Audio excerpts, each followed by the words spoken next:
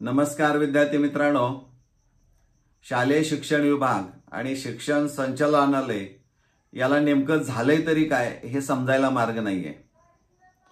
कारण चौथ्या फेरीसाठी प्रवेशाच्या चौथ्या फेरीसाठी विद्यार्थ्यांच्याकडून ऑनलाईन पद्धतीने सहमती म्हणजे अर्ज मागवून घेण्याचं काम हे 28 जुलै 2025 सकाळी 10 वाजल्यापासून ते 29 जुलै 2025 संध्याकाळी 6:30 वाजेपर्यंतचा कालावधी दिलेला होता।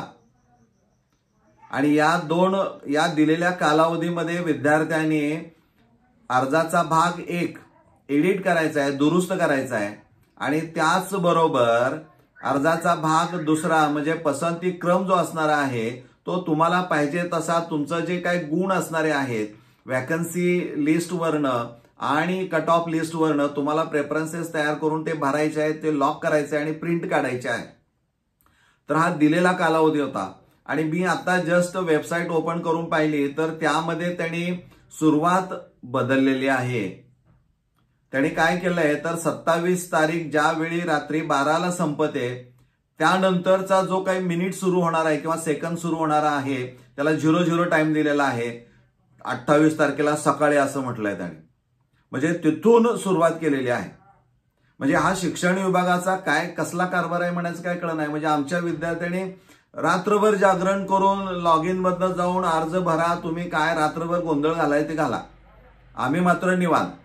म्हणजे हा जो काही शालेय शिक्षण विभाग आणि शिक्षण संचालनालयाचा जो सुरू आहे त्यावर कुणीतरी अंकुश ठेवणं गरजेचं आहे। एकदा 10चं टाइम, नेहमी असं असतं की टाइम एकदा ठरलं की त्याच्या आत कधी यायचं नसतं, त्याच्या पुढे जाऊ शकता परंतु तुम्ही त्याच्या आत येऊ शकत नाहीये। पण इथं त्यांना पाहिजे तशा पद्धतीनं कामकाज सुरू झालेलं दिसतंय आणि आमच्या विद्यार्थ्यांना त्या कळसूत्र्या बाहुल्यांच्या सारखं नाचवायचं चाललेलं दिसतंय। यामध्ये पालकांना त्रास, सगळ्या कुटुंबांना त्रास।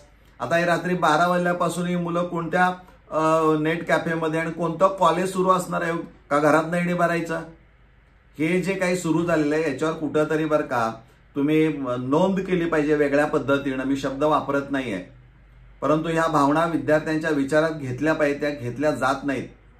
म्हणजे आमच्या विद्यार्थ्यांचं एवढं हाल करायचं आणि ह्यामध्ये आम्ही विद्यार्थ्यांसाठी काय करतोय म्हणून सांगायचं, हे इट्स म्हणजे काय खरं नाहीये। कुठंतरी थांबलं पाहिजे, पण हे थांबवायचं कुणी, तर यासाठी पालक विद्यार्थीच थांबू शकतात।